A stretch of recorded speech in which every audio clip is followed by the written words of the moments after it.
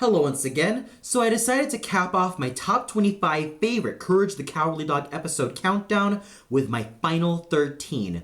Why did I bump it up to 13? Well, I thought that this was going to be a pretty lucky number for this season of All Hallows Eve. With that said, let's continue, shall we? At number 13, we have a tie between the Nutcracker and Serpent of the Evil River. I placed these two together because they contain music from my most favorite ballet of all time, Tchaikovsky's The Nutcracker, and my most favorite opera of all time, Bizet's Carmen. Let's start off with the Nutcracker. Overall, I found this episode to be wonderfully choreographed in terms of how the man-eating mice were dancing, especially considering the fact that Courage's, Eustace's, and Muriel's lives were in peril, and there was just a great use of not only the Nutcracker's music, but basic elements of the story added into the mix. Most specifically, the battle between the Nutcracker Prince and the Mouse King, which is just so well choreographed and so well animated that it was just so wonderful to look at. With Serpent of the Evil River, I thought it was just a lot of fun. It basically starts off with Eustace, Muriel, and Courage about to go on a cruise, only for them to realize that they are on the hunt for the serpent called Carmen. And the joke is pretty much there in the name of the serpent. She's named Carmen because she sings the habanera from Bizet's most famous opera of all time. And whoever sang this aria, I have to say, brava to you, madame. You managed to give Carmen such a voice, and you were able to make her very charming in her own special way. So I'm not gonna mince words here. The Nutcracker and Serpent of Evil River were just wonderful episodes in terms of how they managed to use two of my most favorite pieces of music of all time, music from Tchaikovsky's Nutcracker Suite, and of course, the habanera from Bizet's Carmen, and they were just absolutely wonderful. Special kudos also has to go to Carmen the Serpent, my all-time favorite one-time character from the entire show. She just has a certain presence to the entire story, and she was just absolutely fun, helped by the fact that whoever sang the habanera was absolutely wonderful, and I thought she was just gorgeous in terms of voice. At number 12, we have the Quilt Club and Profiles in Courage, as these two talk about art coming into life at probably the strangest ways possible. With the Quilt Club, it basically talks about sewing and how Muriel wants to get herself into this club as she knows that she's going to make a lot of genuine friends. She is encountered by conjoined sisters by the name of Elisa and Eliza Stitch, aka the Stitch Sisters. And just by looking at them, it's pretty obvious that these two are absolutely bad news. And Muriel is just so desperate to enter the club that she is so willing to sew everything from a football field to a simple blanket, you name it, she wants in this club, especially considering the fact that despite her determination, she looks so horribly frazzled. Yet the sisters don't really mind. And what happens in the climax is utterly epic. I'm not going to spoil it, but you will have to watch it for yourself. And you probably might get a great glimpse of how great the animation is considering the Stitch Sisters' defeat. With Profiles in Courage, we are introduced to an old silhouette maker who decides to make silhouettes of Eustace and Muriel and hope that they come to life. They do, but the problem is they're both made of paper. And even though they try to adapt, well, let's just say hijinks ensue, considering the fact that they're both made of paper. But I'm not going to spoil the ending. Let's just say that the ending is quite heartwarming, and it really makes the silhouette maker a lot more sympathetic and just a lot more loving as a character. And what I've noticed about these two episodes is that we have a total difference between the Stitch Sisters and the Silhouette Maker. The Stitch Sisters, based on their design and their voice, and even the way they dress, are pure evil. They want to basically take over every Stitcher's lives and place them on their own catalog just to make themselves live longer. But with the Silhouette Maker side, he is not an evil character. He's basically a misunderstood soul who wants company, is very lonely, and you can't help but feel bad for the guy. You just want to enter the screen and give him a big hug. So you really get to see just how morally ambiguous the Silhouette Maker is, but at the same time, he shows signs of goodness, which makes him all the more subtle and all the more rewarding as a character. So I really love these episodes, but I ultimately have to go with Profiles in Courage, mostly because I really love just how the antagonist of the week is very human and quite relatable as a character. Yes, the Quilt Club was absolutely fun, but the Stitch Sisters were kind of one-sided as villainesses, not helped by the fact that they have a pretty obvious design in which it screams they're evil. But I still love these episodes as they really know how to put art into life. At number 11, we have Wrath of the Librarian and Nowhere TV. I place these two together because when Eustace and Muriel get themselves into situations like this, they say some of the funniest lines ever. Starting off with Nowhere TV. This also features one of the recurring villains, Dr. Lequac, and he is hypnotizing both Muriel and Eustace to rob the lottery money, and they don such pretty funny costumes, with Muriel appearing as a clown and uttering the words, "Well, howdy, howdy, all of you," and Eustace uttering the words, "must be slick, must be slippery, must be smooth," is just so hilarious, especially when Muriel is juggling in front of the security guard to distract him. That is just pure comedy gold, especially when Eustace sneaks into the building in a sewer. Also comedy gold. Another example of comedy gold is especially evident in Wrath of the Librarian. There is a book that needs to be returned but hasn't been returned for some time, which is entitled The Pixie and the Pirate. And for that, the librarian places a curse on both Muriel and Eustace, with Muriel portraying herself to be the pixie and Eustace portraying himself to be the pirate.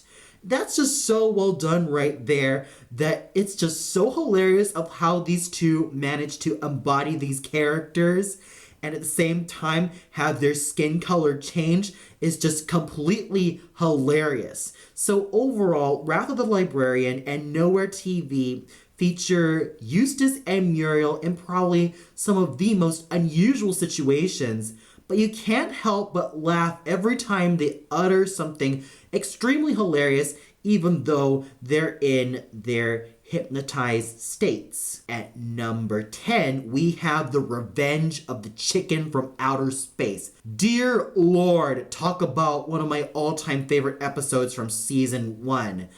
This really sells it for me because the Chicken from Outer Space is also one of my most favorite villains from Courage's Rogues Gallery. He was also in the pilot episode, The Chicken from Outer Space. And in this, he basically comes back as roasted chicken after Courage accidentally fired the chicken's laser, and all of a sudden he ends up roasted. Now the chicken is back for revenge and he wants a human head. And what better way to have a human head than to have Courage's? So basically, the chicken is spending the entire episode headhunting. He wants to find a real life head to put on his now roasted body. Even though he doesn't say anything, you would want to really shit your pants at just how much terror this villain can infuse on anyone. That is just in great evidence to show that actions speak louder than words. The buildup is so awesome. The chicken from outer space is easily one of my most favorite villains from Courage the Cowardly Dog of all time, and everything about it is just plain awesome. At number 9, we have Human Habit Trail and Mission to the Sun, and much like some of the other entries, they also aired back to back. Let's start off with Human Habit Trail. The villain of the week is Doc Gerbil, who wants to use Eustace and Muriel for really horrible experiments and to basically breed such hybrids like him to life. The notable character, even though she has a very small role in this episode, is the Lint Lady, as she receives some of the funniest lines in the entire episode, and the other highlight definitely has to be Doc Gerbil's world. Yes, it is rather ear-grating, and it can be rather annoying, but I can honestly see what the creators were trying to do with this particular scenario. They were basically trying to be inspired by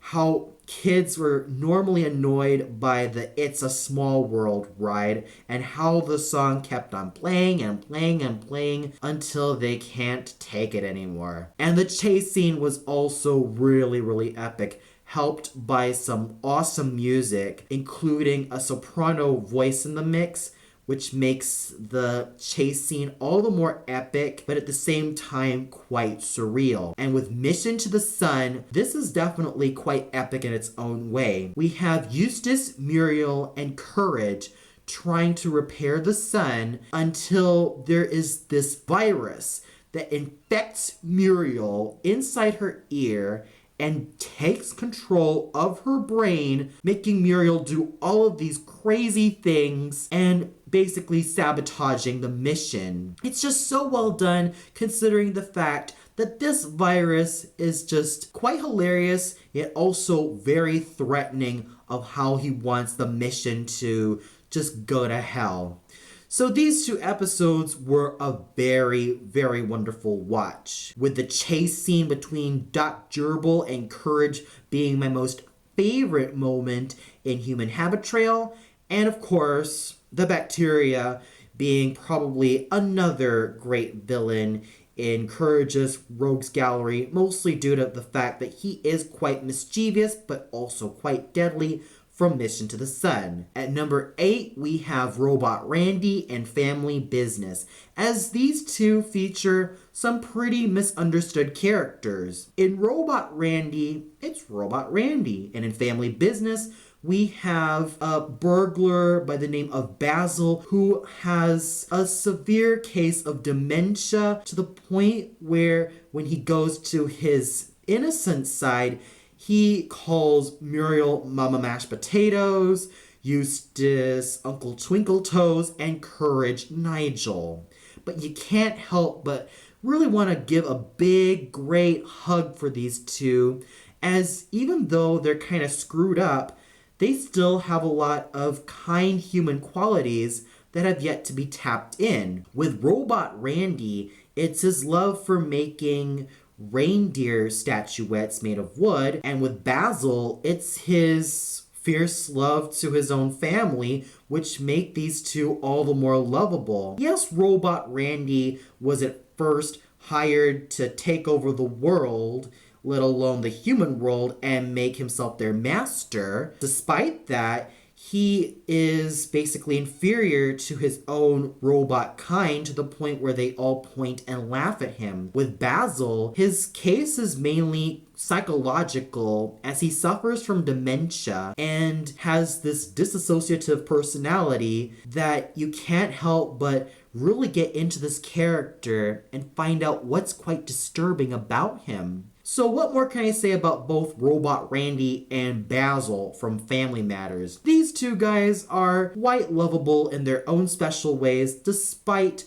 their destructive origins. At number 7, we have Courage in the Big Stinkin' City and Cabaret Courage, as these put Eustace, Muriel, and Courage in a city-like situation, all at the same time involving something in the field of the performing arts. With Courage in the Big Stinking City, it's Muriel getting herself into her sitar playing program, and with Cabaret Courage, it's basically about acting and just the whole social commentary about how the acting industry is especially harsh for its many stars. What really makes these two episodes great is its usage of the performing arts. I'm sure that a lot of people will remember Courage in the Big Stinkin' City for two things. One, the main villain, Schwick, and two, the girl playing on her violin, and all of a sudden, she turns around and whoopsie doodles, what the hell is that? Yeah. That is just one particular moment that makes this episode really shine on its own merits, and the fact that there's something mysterious and ominous behind that mouse door is something that you do not want to dare touch. But what makes Cabaret Courage all the more wonderful is the character of the ulcer. Now, at first glance, you might think that with his frightening design and that creepy way that he looks at you, you might think that something's wrong with this guy. That is until you know of his backstory and find out that it's quite sad, and you really can't help but feel sorry for him, but it also is intelligently written, and it is just so well executed in its own special way. Courage in the Big Stinkin' City has its own set of thrills and chills, and Cabaret Courage is just intelligently written, but these two come together because of my most favorite field of all time, the performing arts. At number 6, we have The Magic Tree of Nowhere. This episode has a lot of heart, mostly because of the titular character of this said episode. The tree is planted through Courage's and Muriel's hands, and the design of it looks absolutely great on its own merits, but I'm sure that it's quite creepy to some people, mostly because of the superimposed mouth. Yes, you could definitely tell that this show runs on a really, really tight budget, and despite that, it still manages to convey its tree really, really well. But at the same time, Eustace has a certain jealousy against the tree because this magical tree gives Courage and Muriel everything that they want, and at the same time, Eustace wants to prove that he is the big shot of the entire household. What's really great about this episode is that it manages to combine some of the dramatic moments with some humorous ones as well. And the most humorous definitely has to be the Loch Ness Monster singing "Oh Danny Boy."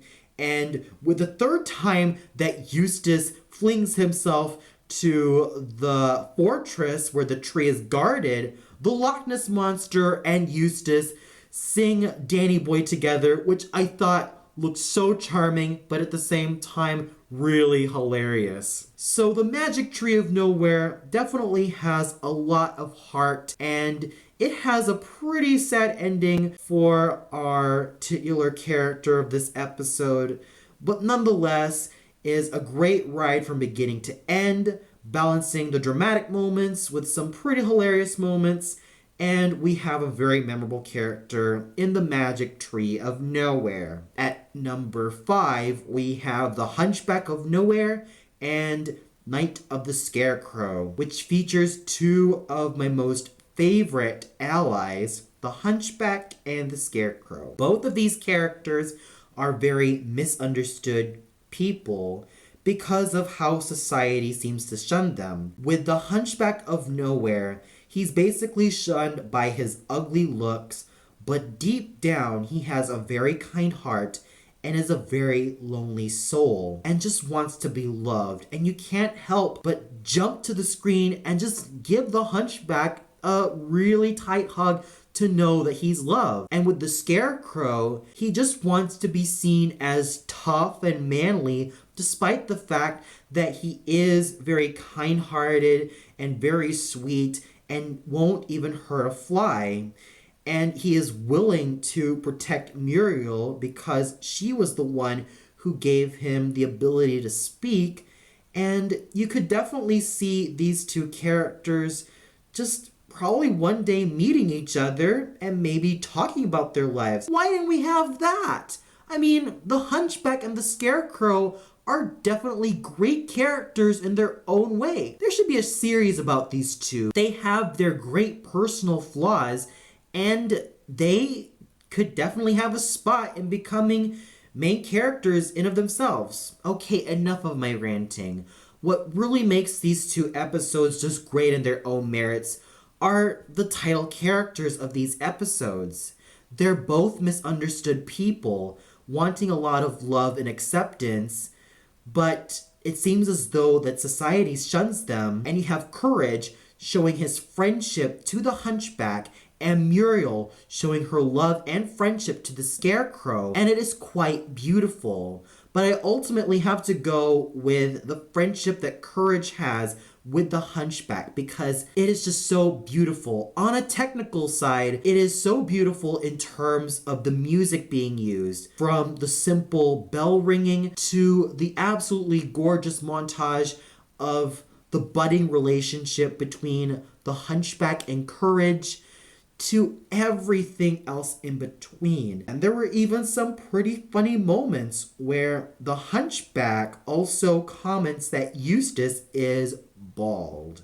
I thought it was quite cute, and the ending is also quite epic, as it also borrows quite heavily from the original Victor Hugo novel, The Hunchback of Notre Dame, and it just pulls it off really, really wonderfully. And in terms of the Scarecrow, he is also a very lovable character, and his friendship with Muriel is also quite beautiful. Yes, he tries to develop a tough side in order to show that he is strong and manly, but he is ultimately a very kind-hearted and just a very wonderful person. So overall, The Hunchback of Nowhere and Night of the Scarecrow are definitely great episodes which show two misunderstood yet very sympathetic people, because I'm sure that at one point in our lives we've had our fair share of loneliness, misunderstandings, and just how people seem to look at us. But with episodes like this, they become all the more relatable, and you can't help but root for these guys every single time they're on screen. At number 4, we have a tie between the Windmill Vandals and the House of Discontent. These two episodes are known for being frightening. With the Windmill Vandals, it's basically frightening due to its bravado and its intensity. With the House of Discontent, it's frightening due to its atmosphere. The Vandals are basically scary due to their presence. They're skeleton warriors willing to attack and slaughter and slay. But with the spirit of the harvest moon, he is spooky because of that ominous presence and the fact that he has a demanding and dominating stage presence, which just shows you how much control he has of the entire situation. So overall, the Windmill Vandals and the House of Discontent are pretty much the scariest episodes of Courage's entire run, mostly due to not only its atmosphere, but also their varying degrees of fear, which makes it all the more awesome and obviously terrifying, yet very, very wonderful to witness. At number 3, we have the Tower of Dr. Zalost. And Zalost basically means sorrow in Serbo-Croatian. This is a character who shoots down cannonballs of absolute gloom to the entire denizens of Nowhere and even the entire world. Yet, this is a character who also has his human qualities as well. Yes, he is first seen as an absolutely demonic character, but once you get to know him, he has a very firm relationship with his adopted son, Rat. And it is quite cute, though at the same time quite odd, but nonetheless really adorable, as you can't help but root for these two to just really give a great big hug and just have their own set of love really spread around each other. The B plot also involves Muriel creating happy plums in order to celebrate something very special. But at the same time, there is this impending doom that Dr. Zolost will definitely bring the world to complete sorrow and absolute misery. This is an episode that is so epic in its execution. The music, in terms of Dr. Zolost's theme, is so epically composed as it is sinister. It is just so full of power, and you can't help but feel immersed in this type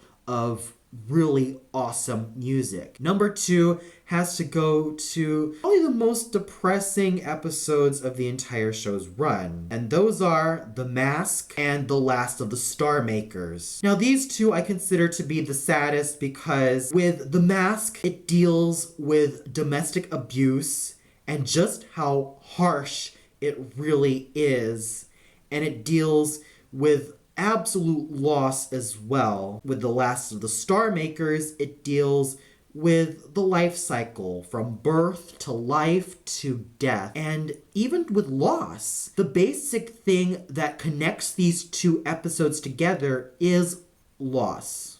With The Mask, it's the loss of overall faith in people and the loss of a really good friend to someone who is a complete asshole. And with The Last of the Star Makers, it is the loss of a loved one and the threat of losing more of your loved ones to something that is of selfish gain. These episodes do not talk down to their viewers whatsoever, and they are not afraid to go into certain places which they never thought possible. I'd also like to highlight that Mad Dog is by far the scariest and probably the most dastardly out of all the Rogues Gallery Courage has to face. This is a villain that is so real because everything he does reflects just how harsh problems like domestic abuse truly are. And it's showed with great detail, no thanks to this character. Every time I saw Bunny being badly maltreated through Mad Dog's hands, I just can't help but realize just how deep and utterly depressing the situation really is. These two episodes managed to really gain a lot of empathy for me, and when you do something like that, you know damn well that any installment will pass with flying colors. The ability to empathize with any viewer is just what makes these episodes strong. They're depressing at first glance, but once you get to know the situations that these characters go through, then you can't help but truly understand what it's like to feel this way, and you can't help but really understand just how insane yet real the situations they get themselves into really feel like. These two episodes are really tough to talk about because these issues are real and we shouldn't really turn a blind eye to them. I solemnly believe that The Mask and The Last of the Star Makers found themselves a very strong place at number 2. But what could possibly be number 1? The answer lies within the two finales, Remembrance of Courage Past and Perfect. These episodes really highlight just how much I love Courage the Cowardly Dog on such an emotional level. With Remembrance of Courage Past, we are treated to flashbacks of the loss of Courage's parents. You see the joy that Courage once had with them before they were taken away by a nasty veterinarian. And this veterinarian is the same creature that Courage once had the displeasure of encountering, and he encounters him once again. And boy, is this veterinarian really screwed up in the head in the most worst way possible. He wants to use these dogs for an experiment, and Courage's parents were unfortunately a part of that said experiment. This episode is very touching, yet at the same time very heart-wrenching, and you really get an understanding of why Courage is the way he is. He was basically someone who had to face the world alone. That is until Muriel came into his life and basically swore that she will take care of Courage and make sure that the two of them will have a very great time. And Perfect is yet another episode that also hits close to home, especially if you've been in situations like this. We've all went there. We've often compared ourselves to other people. We've often felt like we were inferior. We've often felt like we don't really have any great purpose in life. But this episode really reminds us that we are all great for who we are. We deserve to have something great in our lives. And we deserve to have a lot of really beautiful things happen because we are beautiful despite the imperfections, despite anything that hinders us. We are nonetheless beautiful the way we are, and we have to keep it that way. And with Perfect, what happens is Courage screws up so horribly that he feels like it's all his fault. And all of these insecurities manifest into an uptight, strict, and very mean teacher who scolds Courage for the most arbitrary of reasons. And at the same time, you can't help but feel bad for him. This is a battle that Courage faces himself, and there is no monster that is manifested a lot more realistically than the manifestation of his fears embodied in a very strict teacher who is a perfectionist. But what happens in the ending is extremely satisfying, and you can't help but have a big smile for all the characters in terms of their happy ends. And that's why Remembrance of Courage Past and Perfect stand tall as my number one favorite episodes of Courage the Cowardly Dog. Well, that's all for now. I want to close this top 25 list by saying you are absolutely fabulous, every single one of you, and I bless you all. And don't forget to love yourselves, to never give up, believe in yourselves, and just live great lives. The great work has just begun. Happy Halloween, everybody.